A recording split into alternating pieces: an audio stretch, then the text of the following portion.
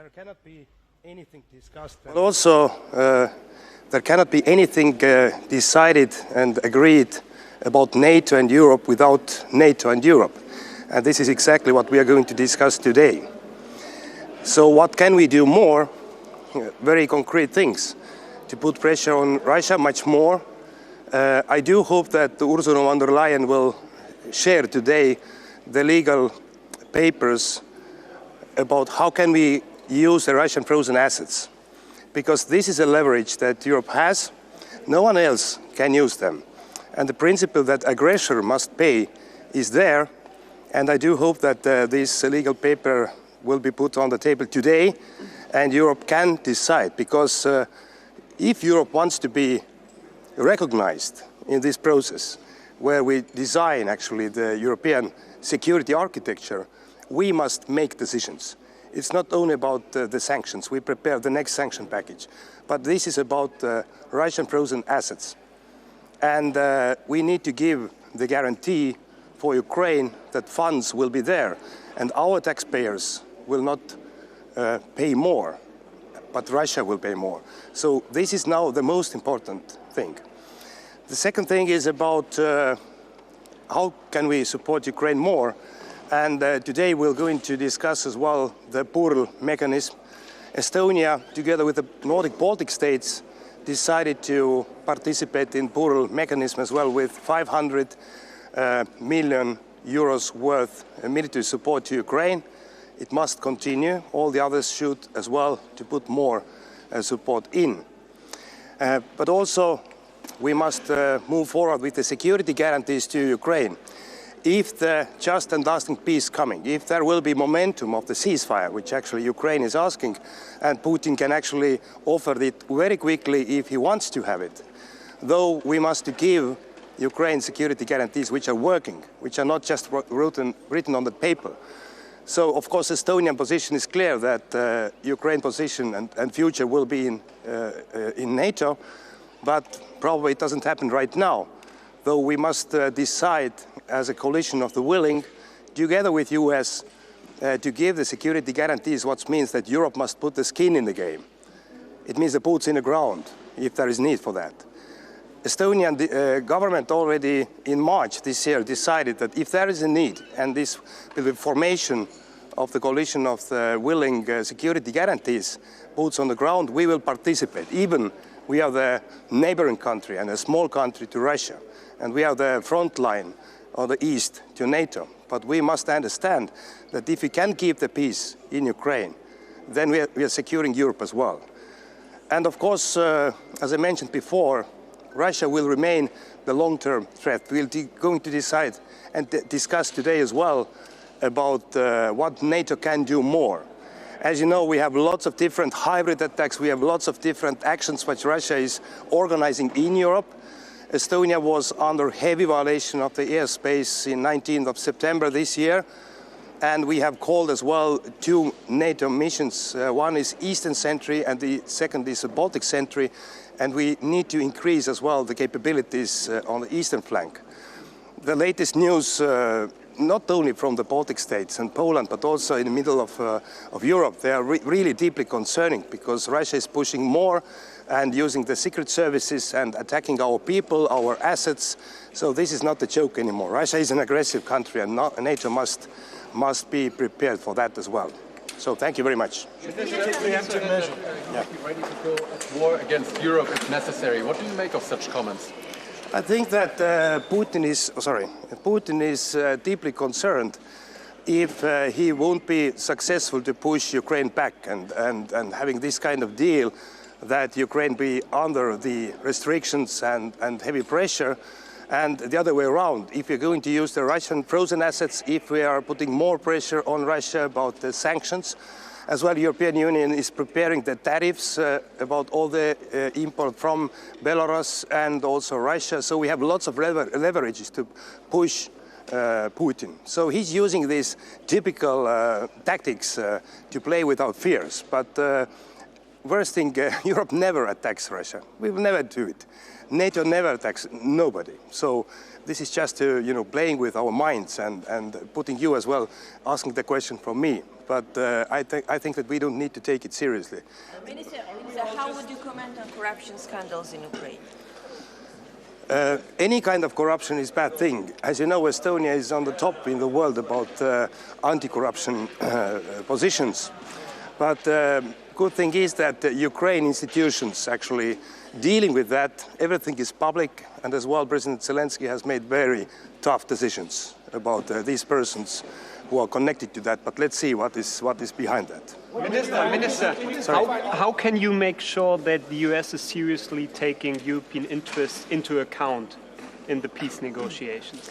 Europe must put a leg on the ground. We must actually decide what we are going to do in Europe. Putin cannot decide over us. And as well, US cannot make decisions instead of us. So just one very precise example is about Russian frozen assets. We are talking about more than 200 billion euros what are in Europe. So this package, what I do hope that will be decided very soon, will be like 140, 160 billion euros.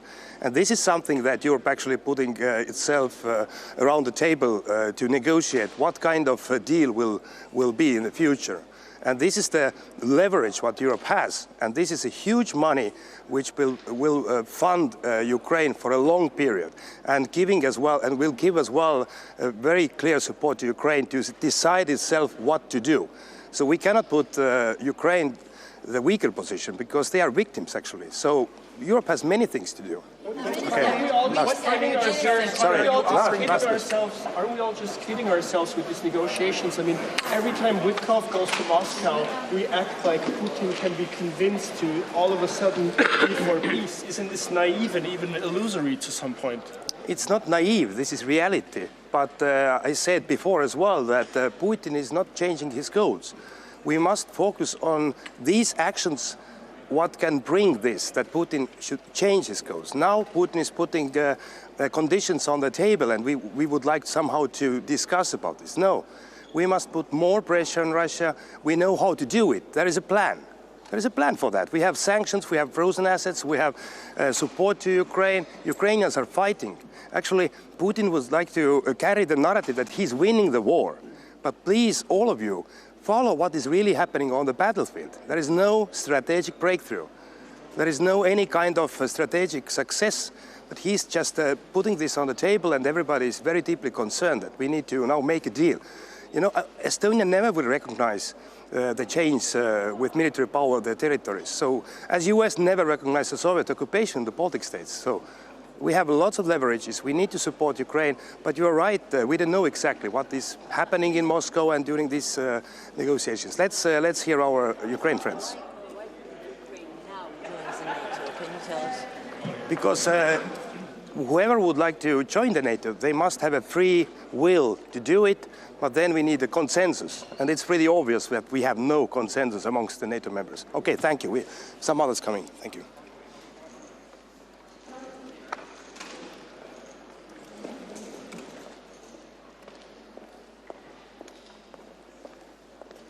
Good morning. I'm Latvia's Foreign Minister Baiba Braže, and we are ready for a day of hard work. First, the session at 32. Our priorities obviously are three. One is strengthening our own NATO's deterrence defense capabilities, so looking at the Hague decisions, making sure how 5% for defense is implemented. In our case, for the next year's budget, we have that confirmed. Hardcore defense capabilities, so not some foggy stuff, and we'll make sure also that our defense forces get what they need. On top of that, we are strengthening our internal security services, resilience of society, critical infrastructure, so on and so forth. So we look forward to all the allies taking their obligations also as seriously. And then, of course, second big priority is support to Ukraine. We all were following the news from both Moscow, but also from Kyiv and other places. So nobody should be trying to get results through the so-called peace talks that they can get on the warfield, on the battlefield. And that is what Russia is trying. Russia is trying to undermine the US standing in the world. Russia is trying to split NATO, and they are trying to get it through these so-called peace talks. Ukraine deserves a peace that is just, peace that is long-lasting.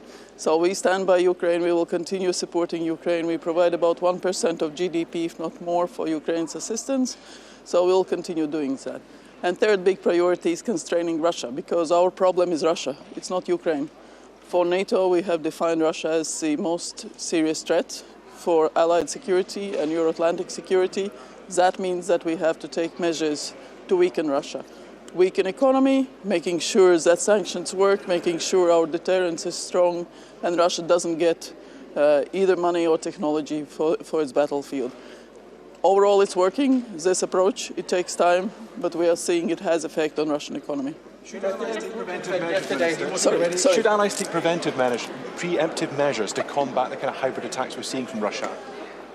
There are things that are better done and not said, because cyber offensive capabilities, allies have cyber offensive capabilities, and if necessary, they can be employed. But nobody's going to talk about it loudly. Yesterday he would be ready to go at war to Europe if necessary. What do you make of such comments? I would advise nobody to listen to Russian propaganda and disinformation. Putin has set his red lines before the war, during the war, and changed it, and that's what he has been saying. Our task is to make sure that we as allies, as NATO, are as strong as we have been. We have maintained peace. The KPI for NATO is peace in Euro-Atlantic area, and we have maintained that since the establishment of NATO in 1914.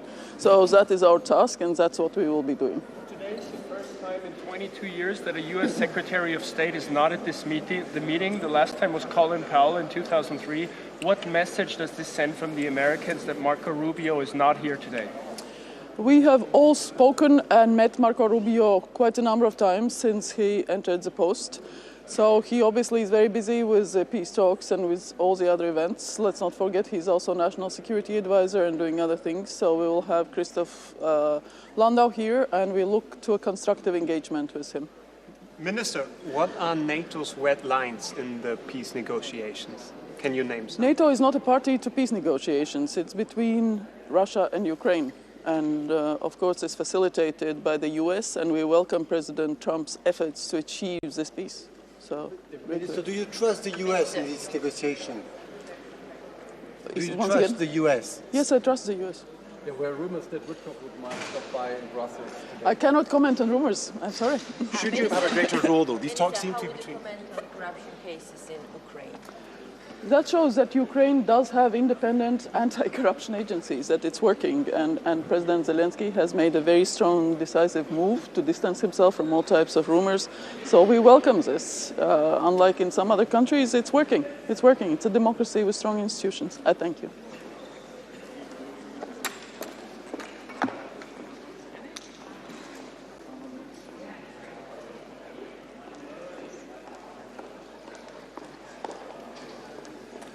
Good morning.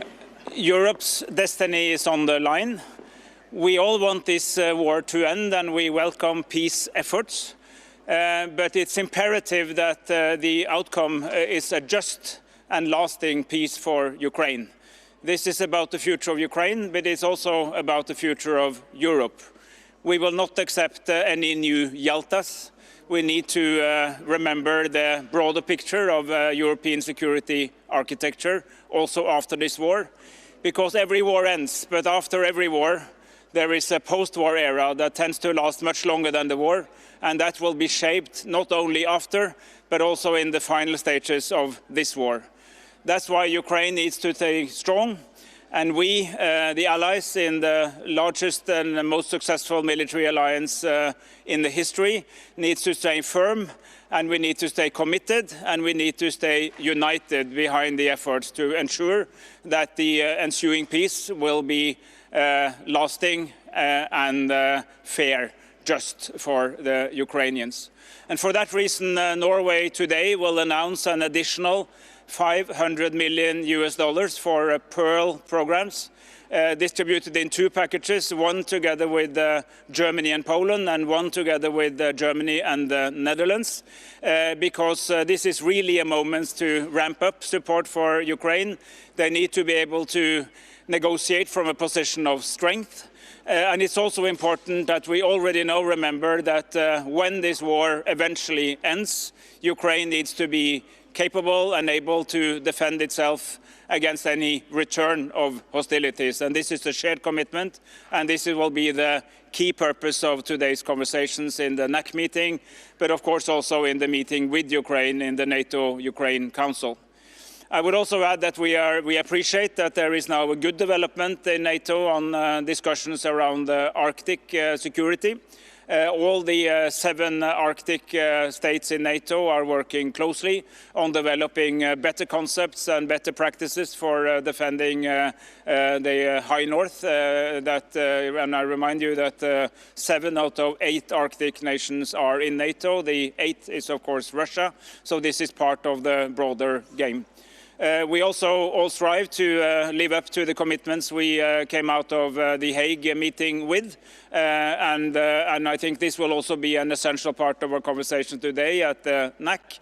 And Norway, with so many others, will underline that these commitments are for real, they are serious, and they are also related to the need to be very clear of what is the defining challenge and defining threat for NATO, which is the developments in Russia, which will still be there when the war in Ukraine hopefully is over one day in a just and fair manner. Thank you for the attention. Eventually back the release of the frozen Russian assets?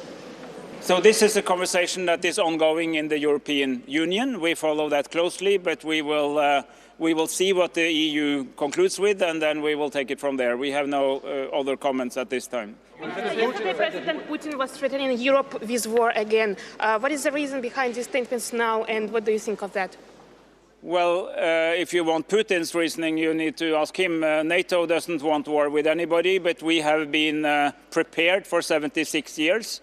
In the 76 years of NATO's existence, no other state has ever attacked a NATO country, and that is because we are always prepared to defend ourselves in the strongest military alliance in history. So I would advise against, but I can assure you that nobody here is seeking a war with Russia, but we are always prepared to defend our territory and our citizens with extremely capable force.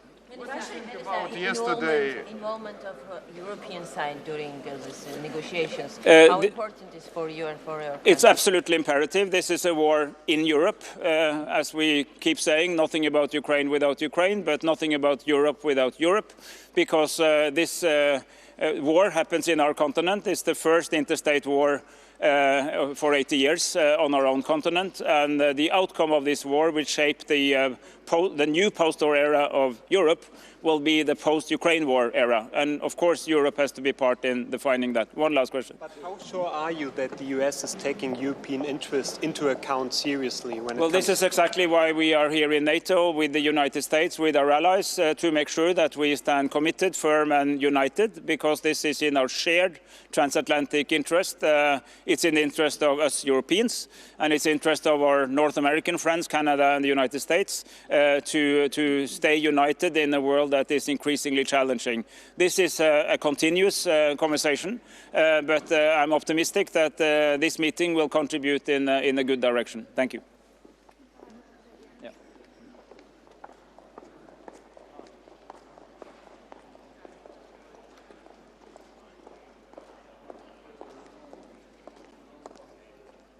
Good morning. We meet in difficult times, and how the war ends in Ukraine will have a huge impact on European and transatlantic security for a long time.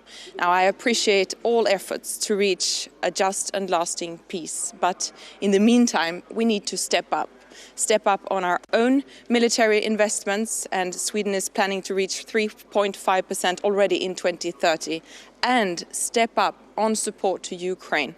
The Nordic countries provide 1/3 of all military support provided by NATO countries this year to Ukraine. Now, this says a lot about our 5 countries with only less than 30 million people, but it also says a lot about what other countries could do. And if we don't do this now, then it will cost us a lot more in the future.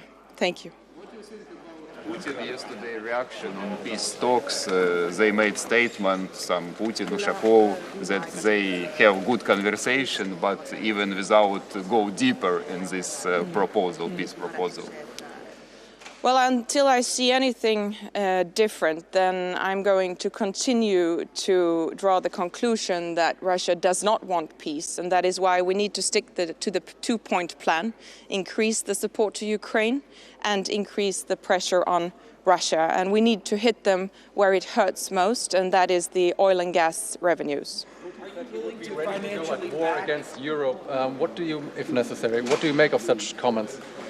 Well, I come to the conclusion that we need to step up on our own military investments. So this is an important meeting today to discuss the individual deliveries on the goals that we set up in The Hague this summer, because we know, and especially us who are living close to Russia, that they pose a real threat, and that is why we need to constrain them in every possible way. Are you willing to offer a financial guarantee to Belgium for the release of the frozen Russian assets so they don't bear the responsibility all to themselves? The frozen assets is a potential game changer. And of course, we need to make sure that Belgium feels secure when releasing these assets, because it is a great part of their GDP. And of course, Sweden is willing to contribute to that. Thank you very much.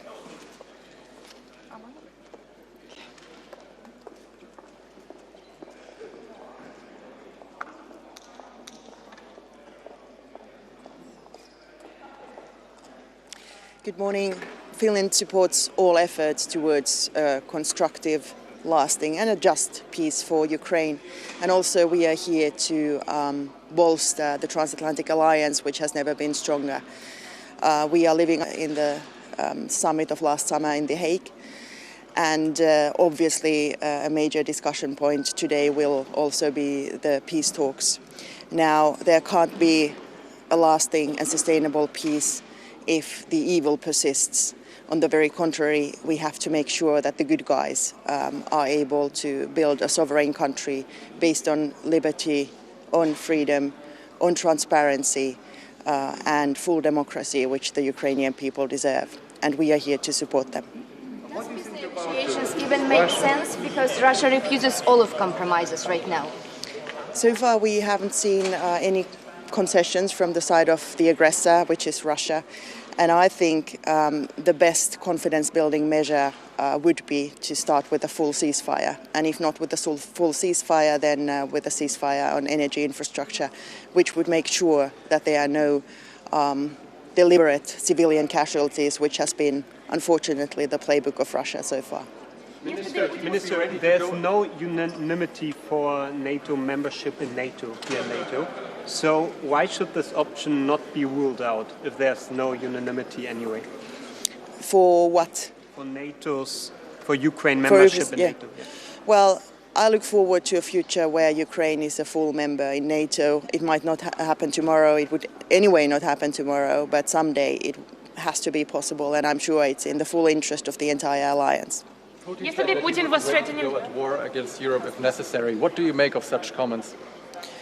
Well, it's the rhetoric that Russia is making use of in order to intimidate us, and we shouldn't take such talks too seriously. We have very strong capabilities as NATO, as Europe, and we are ramping up by the day. And Russia, on the very contrary, is in a position where it's desperately looking for an off-ramp out of the war it should never have started, and which was obviously based on a totally misguided calculus on what was going to happen. The Ukrainians have been brave enough to resist the evil for 4 years now, and even longer if we start with the illegal annexation of Crimea. Ukraine has all the possibilities to really, have a future which is based on not only the freedom but also the full sovereignty which it deserves. Considering out of these peace talks with Estonia, Secretary Rubio is not even here today. I'm so glad that Secretary Rubio is involved in these peace talks. I think his efforts together with the American team have been extremely constructive, and we have American presence here, and we are able to discuss as the alliance also with the deputy. Considering the frozen Russian assets in Belgium, is Finland willing to offer a financial guarantee to Belgium so they don't bear the burden if this decision is reached?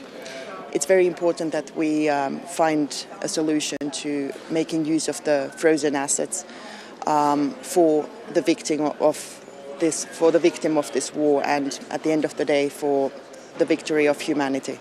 Seems to have been offered the possibility that Witkoff would stop by in Brussels on his way back from Moscow. Do you know anything about that, and would you welcome such a step? I spoke with my colleague Andrei Zubia last night, and he was confident that in some shape or form we will be briefed also here in Europe, and he will himself be coming over, and I'm looking forward to those discussions as well. But apparently they haven't been able to reach massive consensus last night in Moscow. Have you seen the statement of Russian officials after yesterday's negotiation, and what do you think about this statement? Well, it looks like Russia is not willing to make any compromise, and they still are looking to achieve the full goals which they started to go after with this full-scale invasion in the first place, which was full subjugation of Ukraine. So therefore it is so important that any peace deal will recognize that not only needs the killing stop, and we would hope for the killing to stop today in the form of a ceasefire, but there also need to be terms which make Ukraine strong enough to, in the future, resist any, not only invasion on the military side, but also any political interference which is fully in the Russian playbook to, make sure that their neighboring countries do not become a showcase for personal liberties, which is exactly what Putin wants to prevent in his own country. Thank you so very much.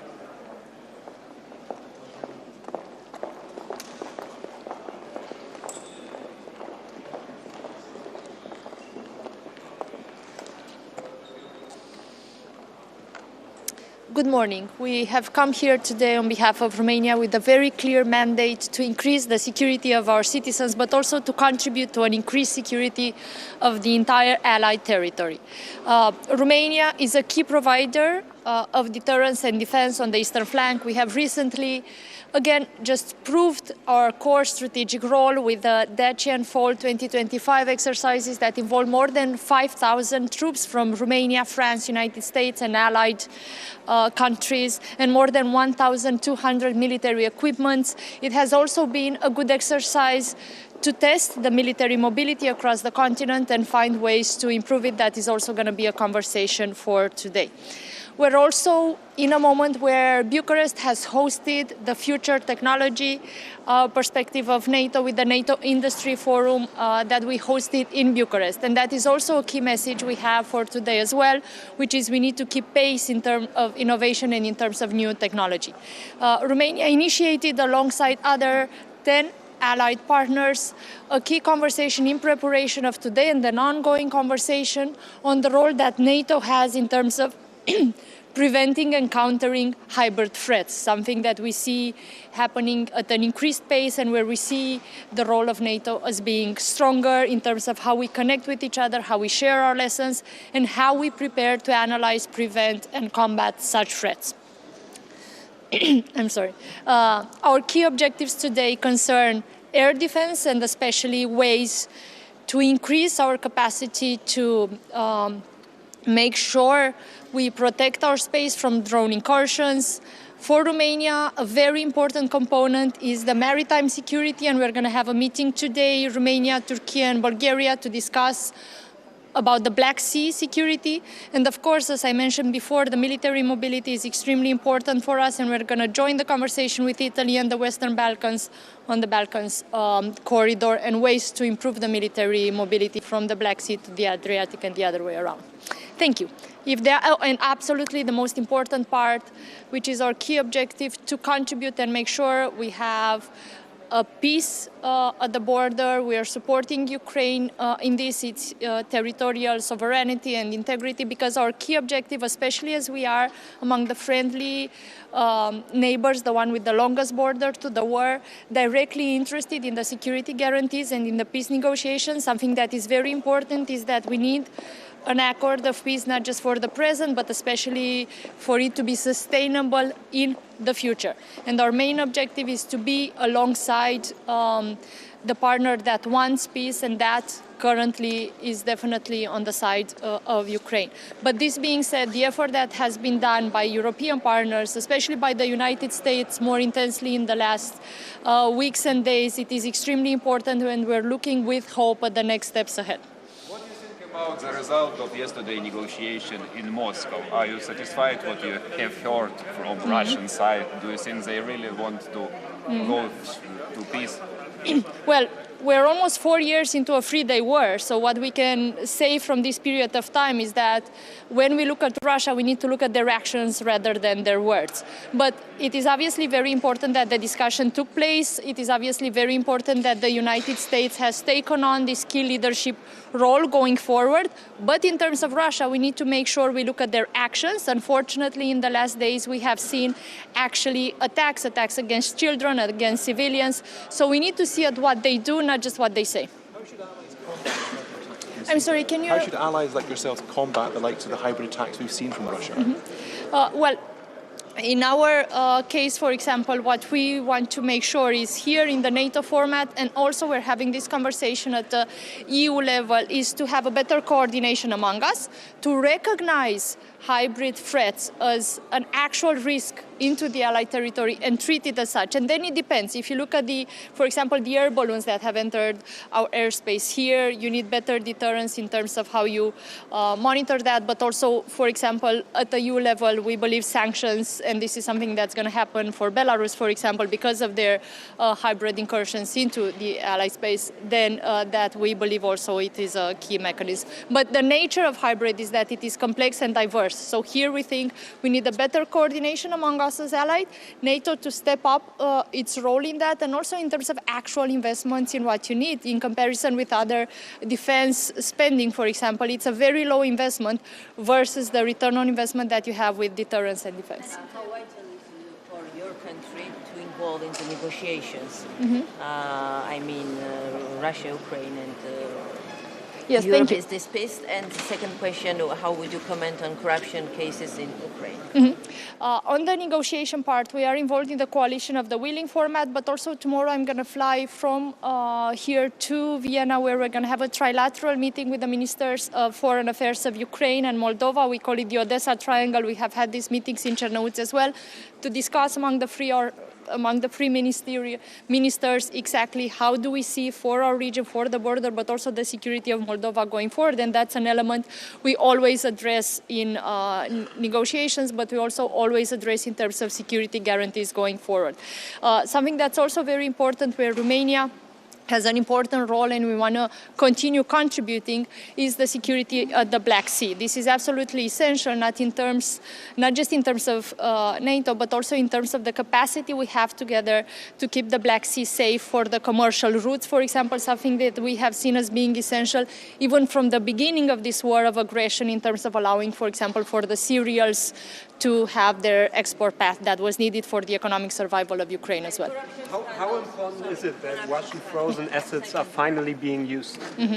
Okay, so not to shy away from the corruption question, it is obviously something that cannot continue to happen. We see Ukraine take the tough measures that are needed, and something that we need to be very clear about is that there is no place for corruption, especially that when we look at a lot of the investments, we look at the investment and financial resources that are gathered from other countries' citizens and contributions, but also especially that we have the Ukrainian citizens fighting a war every day, and obviously there in the Ukrainian society we don't see any tolerance towards corruption at all. But we see Ukraine and President Zelensky taking the necessary steps internally as well, but also to keep the external confidence that is needed in the negotiation process.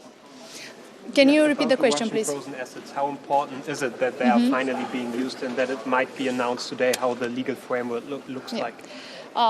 it makes sense that we have the aggressor pay as well, and that we increase the pressure also on Russia with every instrument that we have. So it's not just about financing the future steps, that is something very important as well, but it's also about increasing the pressure.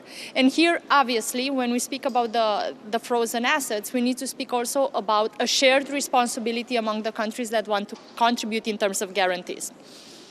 Thank you.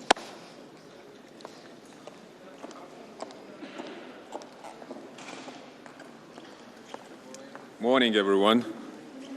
It's the first thing to underline today that Russia is and will remain direct military threat to NATO, and it will remain as this after the ceasefire or after the peace that will be achieved in Ukraine one day. And that is why we have to be serious and be prepared as NATO, as an alliance, for this, to meet this threat. Even today, we are, as the NATO, under attack with the different forms of the hybrid activities from Russia and its accomplice, Belarus. That is the GPS jamming and spoofing. These are meteorological balloons that are now interrupting our civil aviation and make the real danger to our critical infrastructure. We have to address it. We have to address it with the strong and resolved measures to increase our air defense and also the awareness of what is happening in a very neighborhood of ours. Our decisions that we made in the Hague summit have to be implemented fast and faster than we pledged, faster than 2035, and Lithuania in this leads by example. So this year we have the 4% of our GDP spending on defense. Next year we will have 5.4% of our GDP dedicated for the defense. And we do it with the very clear goal in our mind, to be prepared with our armed forces, to develop the division in our national land forces, and also to prepare the critical infrastructure, host nation support infrastructure that is needed for our allies. This is our approach. And I'm really here today hoping to hear the same from our allies, from the countries around the table, that they are doing also the same. Speed up with the defense spending. This is very much needed, because otherwise we will be tested with what we have committed, and we want to avoid this. We have to continue with our support to Ukraine. What changed during this half a year from the last foreign ministerial meeting till today, we see that Europe mobilized and collected itself and had provided more resources that are needed to Ukraine with the Pearl mechanism. We see that United States are engaged in the process. They put the diplomatic efforts to achieve the long-lasting peace. What hasn't changed during this half a year, that was the Russia's position. They're absolutely not interested in neither ceasefire nor peace agreement, and they continue to do what they're doing. So for us, this is the reason to prepare the finances for the next year. And in doing this, we have to understand the needs of Ukraine. That's more than 50 billion euros that they need. And we also have to understand that we have to share the burden.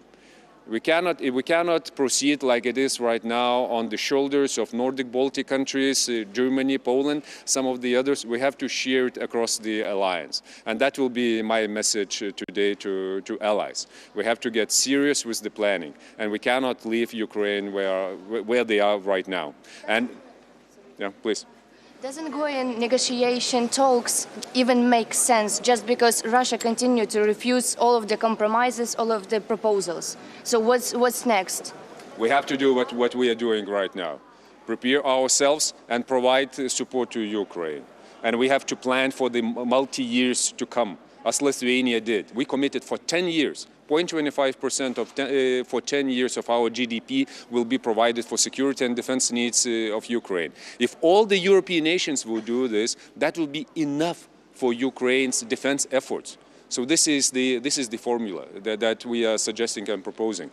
Yes, we see that the efforts of United States are really constant, but we have also to admit that Russia is not meeting them with any flexibility. And what they're trying to do is trying to convince the international community that it's okay to break the fundamental principles. And it's not okay with us. Territorial integrity, sovereignty, those are the very, very basic things that protects us all. If we will recognize the territorial gains of Russia, that would kill the international law immediately. And then it would mean that there will be more aggression and there will be even more threats to the neighborhood of Russia and actually elsewhere. Yesterday, President Putin was threatening Europe with war again. What stands behind these threats now and how Europe should react to this new rhetoric once again? He is projecting his readiness to get involved into the larger conflict with NATO. And these are two things. One thing, of course, we have to divide by 2 and then by 10 when we listen to him. Because, one reason that is, of course, propaganda and it's intimidation of us. On the other hand, we have to be also serious about the words. We heard his demands in 2021, what he wants from NATO, infrastructure to be moved out from the so-called new member states, and also Americans with all the assets out from Europe. Now he's saying that he is getting ready to war if we want this. For us, this is a message to get our readiness in place. So it's not only capabilities, but it's also readiness, if it is needed to do it even today. So that would be very good, another reason to discuss where we are, what concerns NATO capability targets today in our discussion. I wouldn't fall into this trap. How important is it that the US will consult with European allies in peace negotiations? And do you have the impression that this is being actually done enough? Europeans has to be at the table when we are talking European security. That is absolutely principal thing. And we cannot discuss the future of the European security architecture without Europe. Of course, we know what Russia would love to see as the European security structure, but that would be against our basic security interests. We have to be at the table, because this is our say. And at the end of the day, we are putting a lot of money into it and a lot of political efforts. Thank you.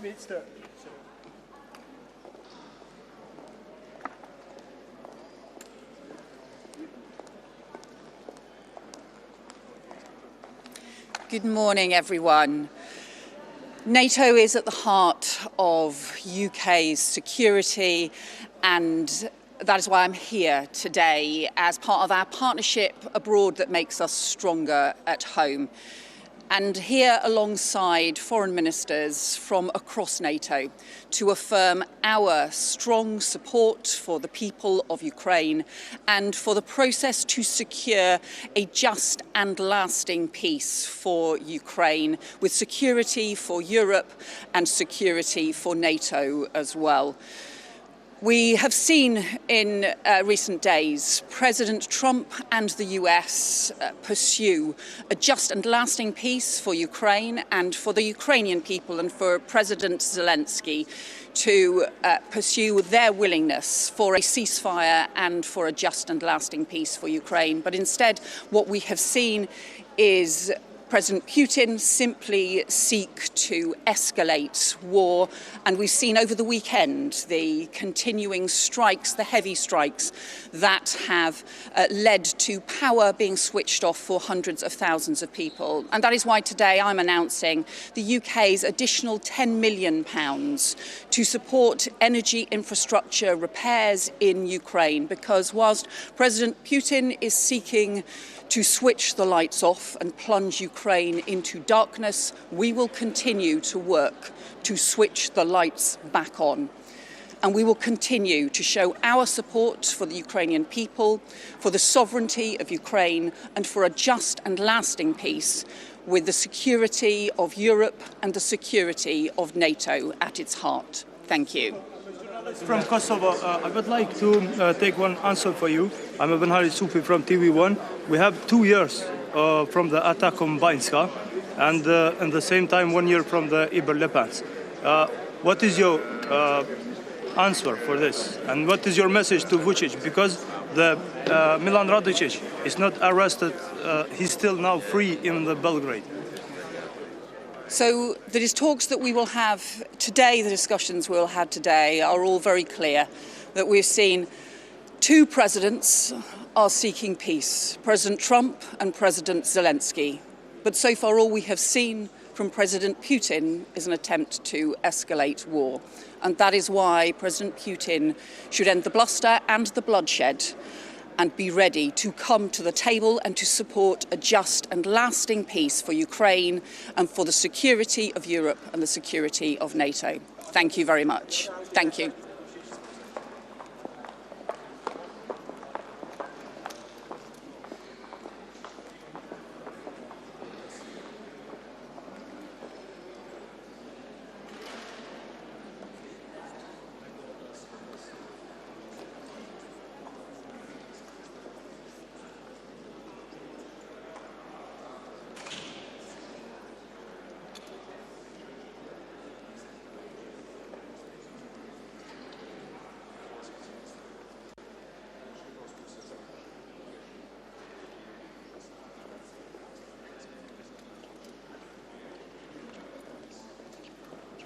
Good morning, all of you. It's early hour.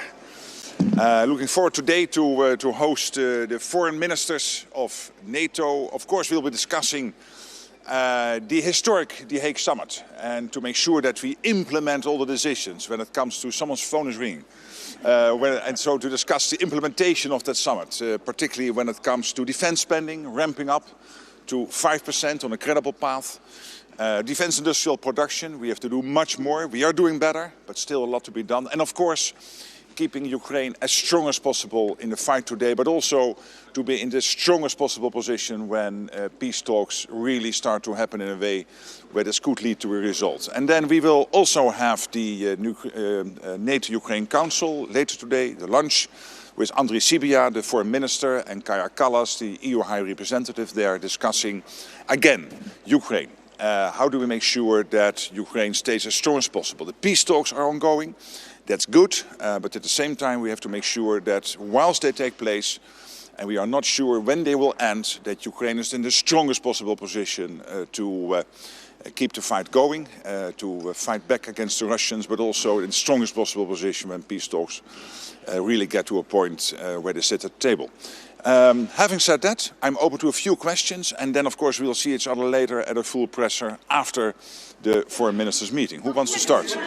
One at a time, yes. Yesterday Putin was threatening Europe with war again, so what would be your message for him today after these threats? I'm not going to react to every thing Putin is saying. We have seen him in military clothes, dressed like a soldier at the front, but not at the front. It was quite far from the front the day before yesterday. So no, I'm not going to react to everything. New pledges, new pearl pledges by Norway, the Netherlands, Germany. Yes, well, that's really great news. So a lot of pledges have come in, and I hope I can make a few announcements later today. Pledges made today. And when you look at the overall numbers, as I said yesterday, we are now at 4 billion. So that means we are really on track for the 1 billion a month, August, September, October, November. And I'm cautiously optimistic that we will reach the 5 billion for the full year. And then for next year, we need for the full year, again, a lot of money, at least 1 billion, maybe even a little bit more than 1 billion a month. It might be around 50, maybe a little bit more for the whole year. When it comes to this crucial US gear, so this is offensive and defensive, including interceptors for the air defense systems, crucial to keep Ukrainian civilians and civilian infrastructure safe. So it is really good that this flow is there, that Europeans are stepping up, and Canada, by the way, also doing a lot here. So really, really glad that this is working. Sir, let's talk about any of his team about how the talks went in Moscow last night. Well, as you know, I'm really glad that the US president broke the deadlock with Putin, started this whole peace process. It was only the US, under the leadership of President Trump, who could do this. But I don't want to comment on every step. So last night was, of course, important. There will be more steps, but you will not hear me commenting on every in-between step. We closely coordinate with the Americans what's happening, but not commenting on every step. What do you make of the rare absence of the US Secretary of State, and do you have the impression that the US are consulting enough with European allies? Oh, they are absolutely consulting enough. The teams here at NATO and Marco Rubio's team are in constant contact. I myself in constant contact with the Secretary of State. But of course, he is working very hard when it comes to the peace process on Ukraine, but also when it comes to Sudan, Gaza, and all the other issues the Americans are working on. So I find it totally acceptable that he is not here. Chris Lendau is here, the Deputy Secretary. I had dinner with him last night, and he will be really great at the table. So let's not look into more than anything there's there. How would you comment on corruption? Bit louder. Corruption cases and scandals in Ukraine.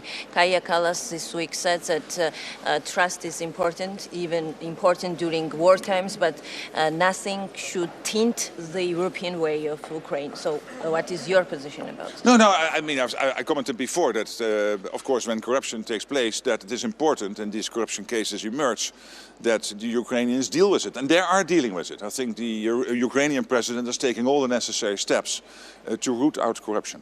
Please, how to push Russia to compromise something during these peace negotiations? And does these peace negotiations even make sense because Russia doesn't want to compromise anything? Again, the process is taking place. We had successful meetings in Geneva and in Miami between the American and Ukrainian teams.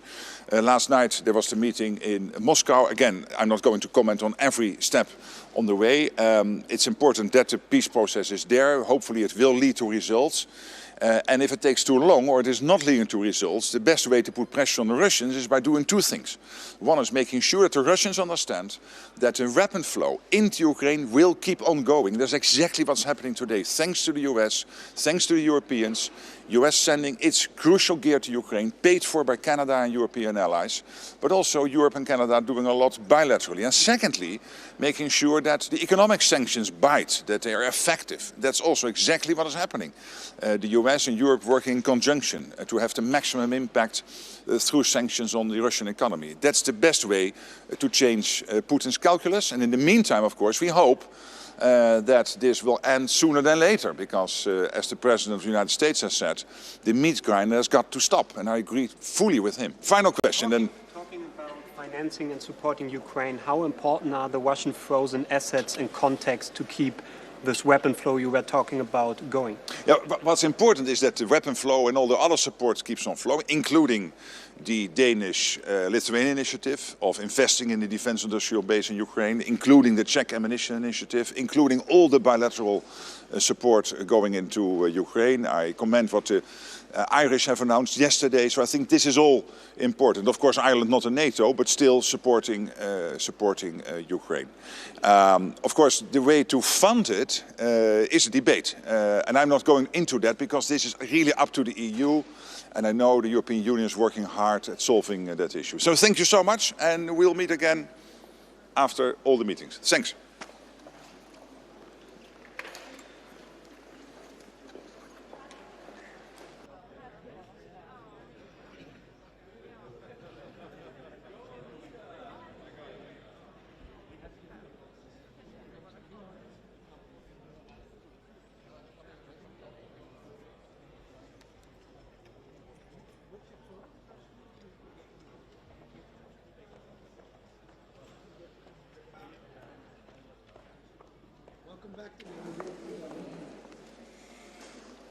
Bonjour, ça marche?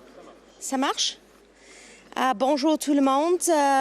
En tant que membre fondateur de l'OTAN, le Canada est ici dans un monde plus divisé que jamais.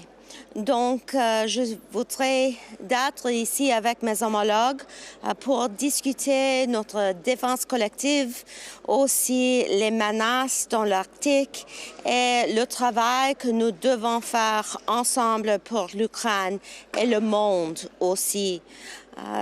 Today, I am pleased to be here in a world that is more divisive and filled with conflict than ever before. And we will continue to work together as NATO allies, as colleagues, as friends and partners on collective defense going forward. As we continue to see horrific images of Ukrainian families and children being killed on the battlefield and in cities and towns across Ukraine, Canada stands firmly, shoulder to shoulder with Ukraine in the short and the long term. That is why today I am here to make two announcements. First, I am pleased to announce that Canada, alongside several allies, will purchase a package of military capabilities under the Pearl program. This is the NATO vehicle for military support for Ukraine. Canada's contribution to the purchase of this Pearl package will be $200 million, bringing Canada's total contribution to $890 million over the past 6 months. Second, I am announcing that Canada is committing $35 million in security support through the NATO Comprehensive Assistance Package Fund. This brings Canada's contribution to the cap to a total of $180 million. And in particular, that funding is going to support the purchase of resources such as fuel, medical supplies, communications equipment, gear, services, and more. With that, my friends, those two major announcements for support for Ukraine as we go into the winter months, I would like to conclude by saying que le Canada est ici dans le court et le long terme pour l'Ukraine. Nous sommes là pour les règles internationales et aussi pour la démocratie, pas seulement pour l'Ukraine, mais pour le monde entier. Merci et je voudrais recevoir vos questions. Are the other allies being left out of the negotiations the US is having? It seems like it's between US and Russia, US and Ukraine, but not the other allies. I mean, Marco Rubio's not even here today. We are continuing to receive updates, and I expect to be speaking with Secretary Rubio as well. We know that the United States is represented here, and it is important, of course, for Ukraine to be part of the discussions as well. I believe that Andrei Sybiha will be briefed, and he's my counterpart, and I'm sure that President Zelensky will also be part of this. Nobody wants peace more than the Ukrainian people themselves, especially since they have been the victims of an unjustifiable and illegal war now for almost 4 years. We need to do whatever possible to support the peace efforts, to support a potential ceasefire, and then to be there for Ukraine in the reconstruction and the replenishment of infrastructure and support for the Ukrainian people. Minister, some of NATO's red lines when it comes to mentions of the alliance within a peace plan with Ukraine. We know that the NATO alliance was mentioned in the 28-point peace plan.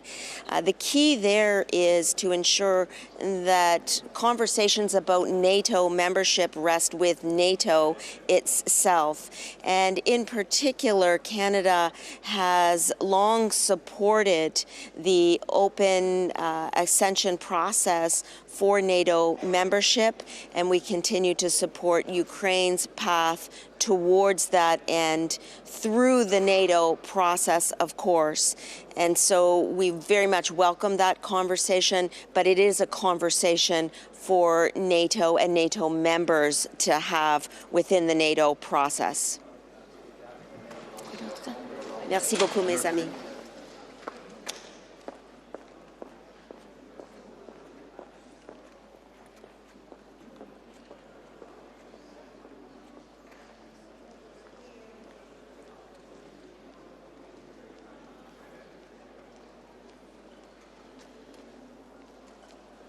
Good morning. So it's a pleasure to be here at this meeting of foreign ministers, a meeting which is the first one after the historic NATO summit in The Hague. Of course, we will be discussing NATO's preparedness coming out of the summit, what our plans are looking towards the future. A very strong focus will be on our principled support for Ukraine. But what we also see is momentum and a window of opportunity for peace in Ukraine.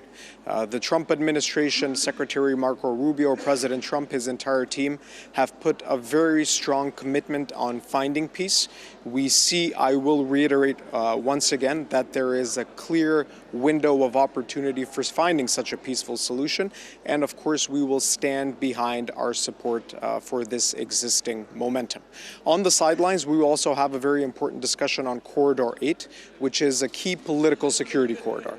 It is a corridor for enhancing connectivity, but also for strategic military mobility. Myself and our Italian colleague, Antonio Tajani, will be co-hosting this event, where we hope that we will be able to discuss not just Corridor 8, but also the Western Balkans, where there is a very high level of malign influence coming from Russia, China, but also other stakeholders. So these are the key issues that we will be covering throughout the day. It will also be a pleasure to continue the discussion with our colleague from Ukraine, as well as High Representative Kaja Kallas, who will be joining us this afternoon. Thank you.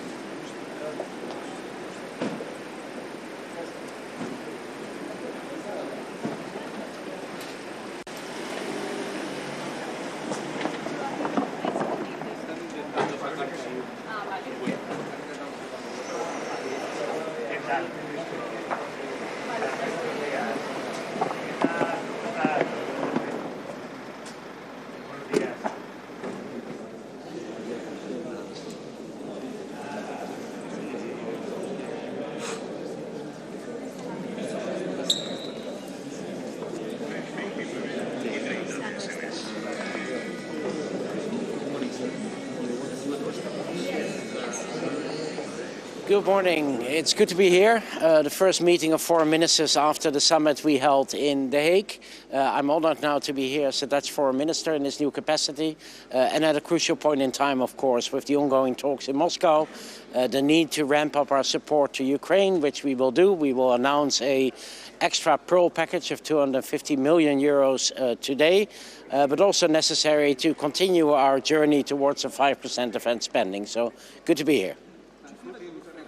He would be ready to go at war against Europe if necessary. What do you make of such comments?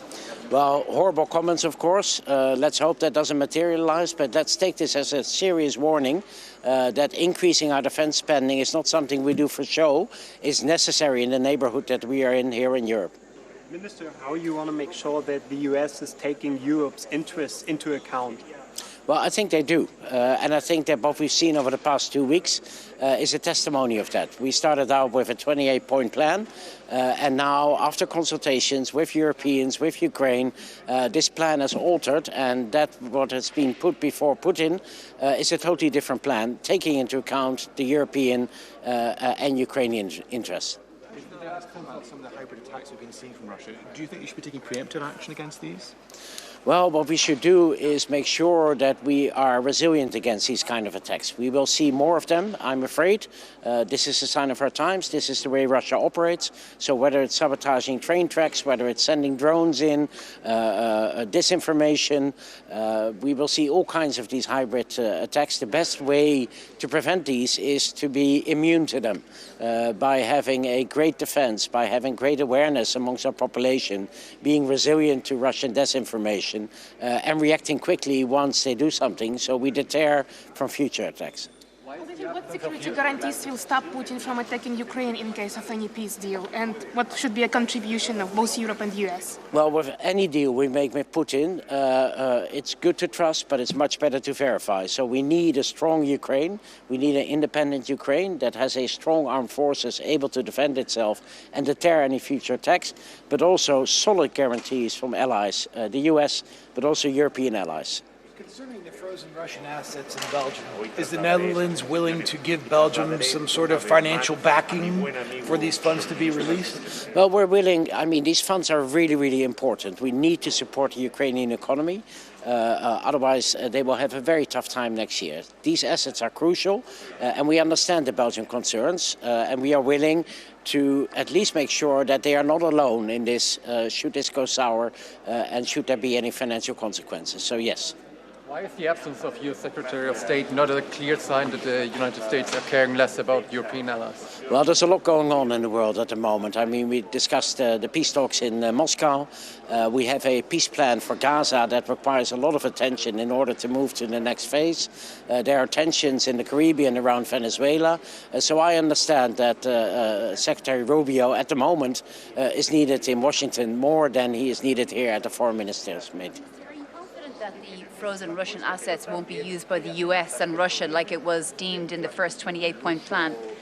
Well, it's no longer in the plan. So from that perspective, I think that we can move ahead with the European plans that we're now working on using these financial assets against loans, reparation loans, to help Ukraine. But Prime Minister De Wever is pretty adamant that that's not going to happen. I mean, he's been in his letter last week, you know, was in no uncertain terms, Belgium is not for this. Well, his concerns are clear, and the Commission knows what these concerns are. So in the proposals that they will release today, I'm pretty sure that they've taken those concerns into account and that we can move towards a consensus next week or the week after. Minister, but what makes you so optimistic that the Russians will accept this European plan? Because in the past, the Russians never stepped back from their maximum demands. Well, the reason they're coming to the table, I believe, is because there is pressure on Russia, because they are struggling with their economy under sanctions pressure. So I think it's in Russia's interest to come to the table, to strike a deal, and to become part of the international community again. That's what we have to offer. But yes, that does require Russia to make concessions, because a Russian dictate will not lead to a lasting peace. Last question. Yes. How concerned are you that the European Central Bank won't backstop the loan? Well, this is something we'll have to discuss. I think the Commission will come with their proposal today, and on the basis of that final proposal, we have to come to an agreement by the European Council in December. Thank you.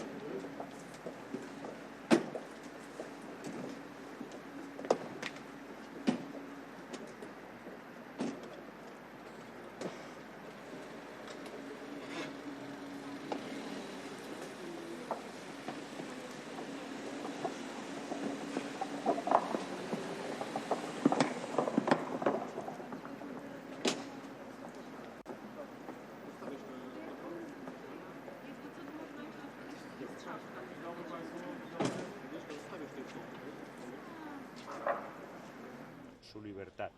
Y, por lo tanto, nuestra participación es absolutamente directa. Me parece impensable, no se me pasa por la cabeza ni un segundo que se puedan tomar decisiones sobre la seguridad europea, que se puedan intentar tomar decisiones con las que los europeos no estemos de acuerdo, que no estén consensuadas con nosotros.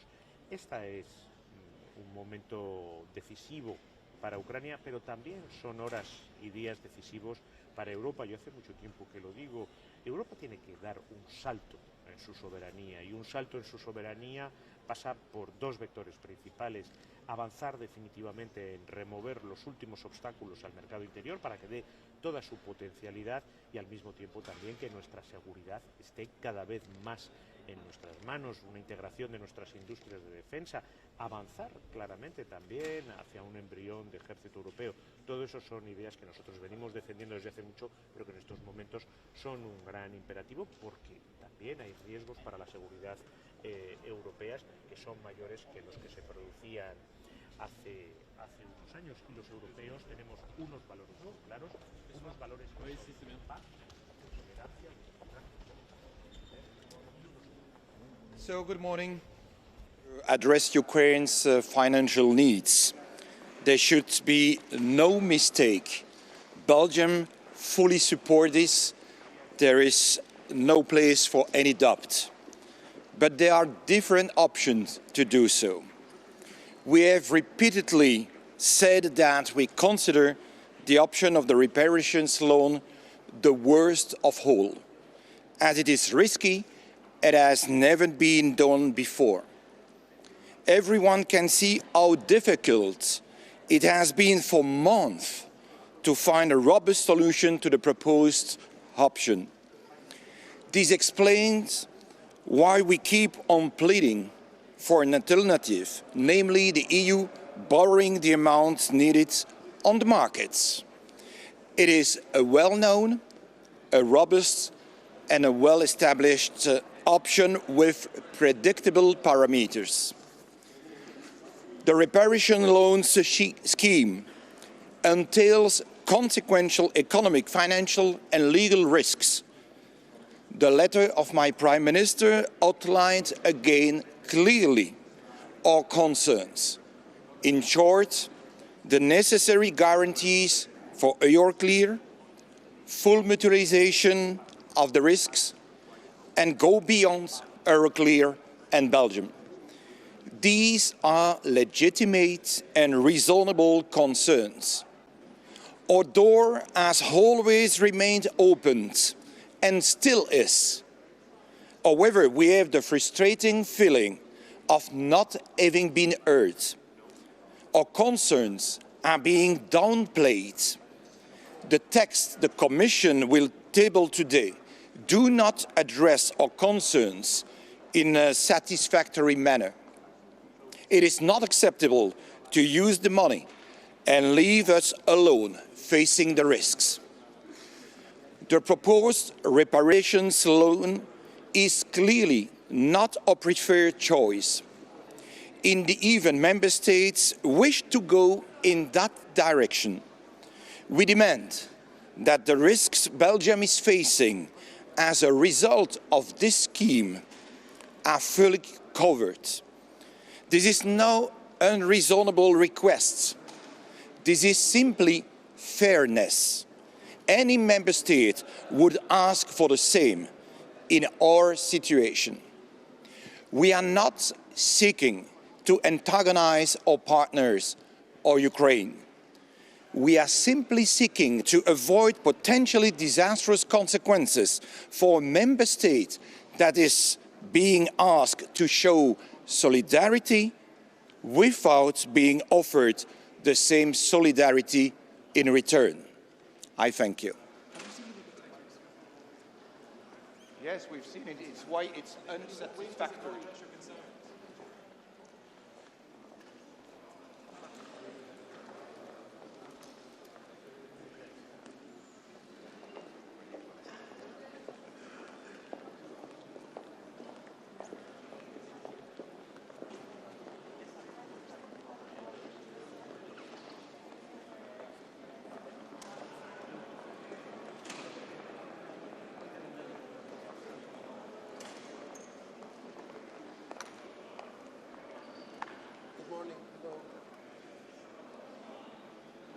I will make a statement in Greek and then a brief statement in English. Η Σύνοδος Υπουργών Εξωτερικών του ΝΑΤΟ λαμβάνει χώρα σε μια εξαιρετικά κρίσιμη στιγμή για το μέλλον της συμμαχίας και για την ειρήνη στον κόσμο.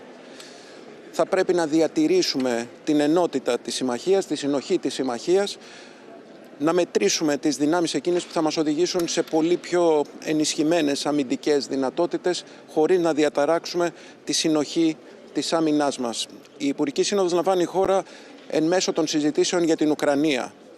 Θα πρέπει όλοι να καταλάβουμε ότι οφείλουμε να σταθούμε στην Ουκρανία. Η κυριαρχία είναι αδιαπραγμάτευτη, η επιθετικότητα και ο αναθεωρητισμός δεν έχουν καμία θέση στο σύγχρονο κόσμο, δεν έχουν καμία θέση και συνάρτηση με το διεθνές δίκαιο. Ιδιαίτερα θέλω να τονίσω το ζήτημα της νότιας γειτονίας. Η Ελλάδα ήταν από τις χώρες εκείνες οι οποίες πρωτοστάτησαν το σχέδιο δράσης για την Νότια Συμμαχία.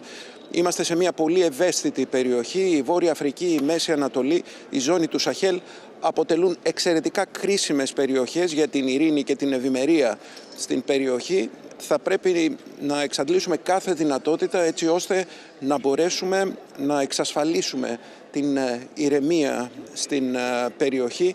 Πρέπει όλοι να αντιλαμβανόμαστε ότι σήμερα θέτουμε τα προηγούμενα για το μέλλον. Η Ελλάδα στον σκληρό πυρήνα του ΝΑΤΟ και της Ευρωπαϊκής Ένωσης, στον σκληρό πυρήνα του ΟΑΣΕ, μέλος του Συμβουλίου Ασφαλείας του Οργανισμού Ηνωμένων Εθνών, στέκεται πάντοτε υπέρ της διεθνούς πολυμέρειας, υπέρ του διεθνούς δικαίου, χωρίς εκπτώσεις σε ό,τι αφορά την κυριαρχία και την εδαφική ακεραιότητα των μερών. The Ministerial Summit takes place in a very difficult juncture for the NATO alliance. It's important that we safeguard the cohesion of the alliance, the fair burden sharing, and in view of the negotiation concerning Ukraine, we need to stand by Ukraine. We need to declare that no solution can be without Ukraine, and indeed the importance lies with the fact that revisionism and aggression cannot be rewarded. Special attention should be placed to southern neighborhood, especially Middle East, the region of North Africa and Sahel. They're very critical for the NATO alliance. Greece stands by, Ukraine stands by international multilateralism, by international law. At the heart of the European Union and NATO and members of the Security Council, we will support in every power the right to sovereignty, the right to territorial integrity, the right for a rule-based international legal order. Thank you. Together, the sizable sum of $500 million. We hope that the United States notices it. We hope that Ukraine notices it. And above all, we hope that other allies see it as encouragement to also take advantage of this program so that Putin gets the message and Ukraine can get a fair peace. Thank you. We all want peace in Ukraine and we welcome peace efforts, but it has to be a just and durable peace on Ukraine's terms. And to make that a reality, we need to strengthen their capacity to defend themselves today while the war is ongoing, but also potentially after the war when there is a peace agreement. We need a strong and well-armed Ukraine. And for that reason, we're very proud to join in this shared Polish, German, Norwegian initiative on the Pearl package of the accumulated sum of $500 million US, which is for immediate disbursement and which is, as you know, destined to purchase American weapons that will be used by Ukraine and what will strengthen their capacity to defend themselves in this very crucial moment, because Europe's security is on the line, Europe's destiny is on the line. This is about Ukraine, but it is also about Europe and the post-war era that will follow the war, and we need to shape that in a good way that matters to Ukraine, it matters to Poland, to Germany, to Norway and all other allies as well. Ja, meine Damen und Herren, die Bundesregierung ist sehr stolz, dass wir gemeinsam hier mit unseren Freunden in Polen und Norwegen ein großes weiteres Paket packen können, was notwendig ist, um die Ukraine zu unterstützen. 500 Millionen US-Dollar sind eine große Summe. 200 Millionen trägt Deutschland dazu bei. Und wir sehen uns hier vereint in einer schlagkräftigen, handlungsfähigen NATO. Gerade diese beiden Partner zeigen, dass wir gemeinsam entschlossen sind, uns der russischen Aggression tatkräftig entgegenzustellen. In der Tat begrüßen auch wir alle Gespräche, die geführt werden, um diesen Krieg zu beenden. Wir sehen nur zum jetzigen Zeitpunkt überhaupt keinen ernsthaften Willen auf russischer Seite auf einen Verhandlungsmodus einzugehen. Und deswegen muss klar sein, wo wir stehen. Wir stehen fest an der Seite der Ukraine. Wir sind bereit und wir sind in der Lage, die Ukraine dauerhaft zu unterstützen. Das zeigt dieses Paket und das zeigen unsere weiteren Anstrengungen, die wir unternehmen, auch auf europäischer Ebene, um das eingefrorene russische Vermögen nutzbar zu machen. Und diese Einigkeit und diese Schlagkraft, die müssen wir in dieser Zeit deutlich machen, denn nur so kann erreicht werden, das, was wir alle wollen, nämlich ein belastbarer Frieden, eine belastbare Vereinbarung, in der die Interessen der Ukraine gewahrt werden können. Vielen Dank. Should allies be taking more preemptive action to avoid these kind of hybrid attacks? We certainly should make ourselves more resilient against Russian hybrid warfare. There have been arsons and assassinations in Germany, in the UK. Russia is escalating. We have a system of exchanging information between our security services. We believe it's also useful to restrict the movement of Russian diplomats in our countries to only the country where they are accredited, or even narrower. We've done that. I've now closed down all of Russia's consulates, which makes it more difficult for them to serve as agents, not only in Poland but in other countries. We need solidarity, and we need to be realistic about Russia's intentions, which are not good. Eindruck der aktuell laufenden Friedensverhandlungen. Warum haben Sie weiterhin den Eindruck, dass die Amerikaner ausreichend mit den Europäern konsultieren? Und ist die heutige Abwesenheit des US-Außenministers nicht gerade ein Zeichen dafür, dass das nicht mehr der Fall ist? Wir sprechen uns umfangreich mit der amerikanischen Seite ab. Ich habe ja mit meinem amerikanischen Kollegen Marco Rubio gerade vorgestern Abend noch ein ausführliches Gespräch geführt. Das setzen wir in diesen Tagen fort. Das gilt für alle anderen Kolleginnen und Kollegen auch. Alle wissen, dieses transatlantische Bündnis lebt davon, dass es eine lebendige Verbindung gibt über den Nordatlantik hinaus. Das dient dem Vorteil aller. Das dient der Sicherheit aller, und dieses Bewusstsein, das ist in Washington D.C. genauso vorhanden wie hier in Brüssel und in unseren Hauptstädten. Wir leben diese Gemeinschaft unabhängig davon, wer gerade an diesem Treffen konkret teilnimmt. Herr Minister, die EU-Kommission will heute den rechtlichen Rahmen vorstellen, wie die russischen Vermögen genutzt werden sollen. Ihr belgischer Kollege war gerade vor Ihnen da und hat noch mal die belgischen Sorgen unterstrichen.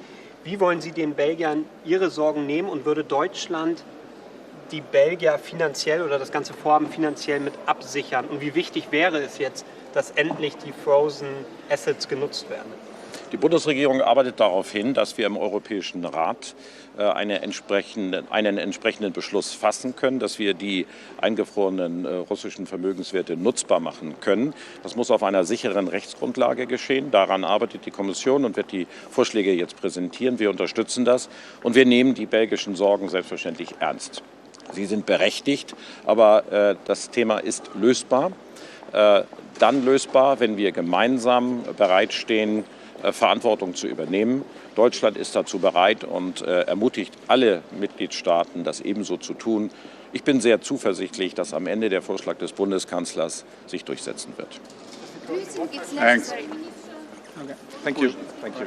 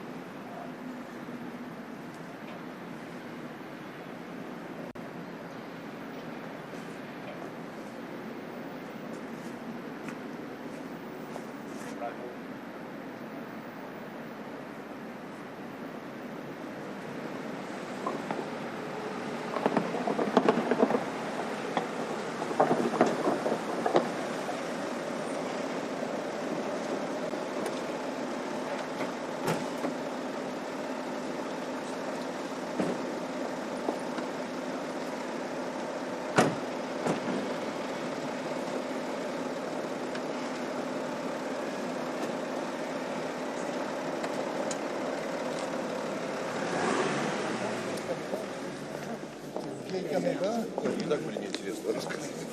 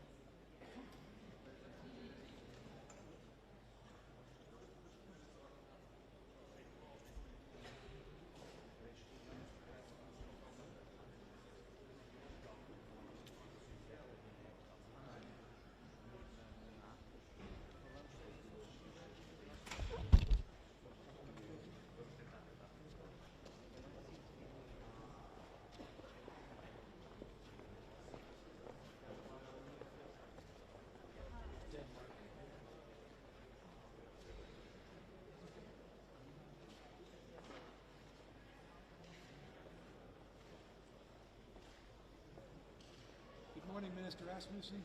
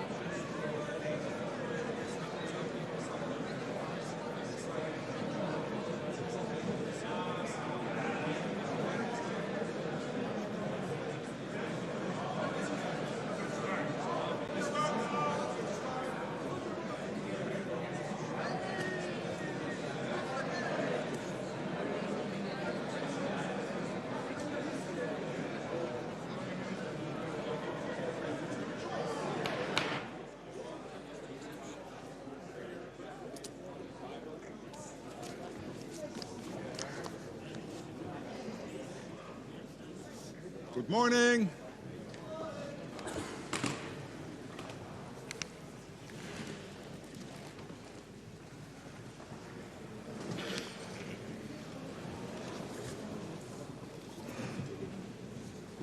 Good morning, all of you, and welcome. Welcome to this meeting of the foreign ministers of NATO. In this session, we will assess the progress made in strengthening our collective defense since NATO leaders met at the historic summit in The Hague. We'll also look ahead at what more allies need to do as we start preparing for the next summit in Ankara in July 2026. And we face real and lasting dangers. Russia continues to test our deterrence. Russia has violated our airspace with jets and drones, conducted sabotage and sent spy ships into our waters. These actions are reckless and they are dangerous. And it's not Russia alone. It is working closely with China, North Korea and Iran to attempt to disrupt our societies and tear up the global rules. They are preparing for long-term confrontation. And we are responding with strength, unity and resolve. European allies and Canada are really stepping up defense investments, and that's good. But we cannot afford to rest on our laurels. We all need to pull our weight and fast. We need to develop and buy core capabilities for our defense and invest in industry, in infrastructure and innovation to stimulate production and boost resilience. We also need to support Ukraine more. Russian missiles keep causing death and destruction, and winter is here. Ukraine needs our support more than ever. We all want the bloodshed to stop, and I strongly welcome President Trump's continued efforts to end this war. Meanwhile, we must accelerate our contributions to Pearl to get urgently needed equipment to Ukraine so that it can defend itself today and prevent aggression in the future. This afternoon, at the working lunch of the NATO-Ukraine Council, Minister Sibia will update us on the latest developments, Ukraine's urgent requirements and the peace effort. And this concludes the public portion of our meeting. I thank the media for joining us.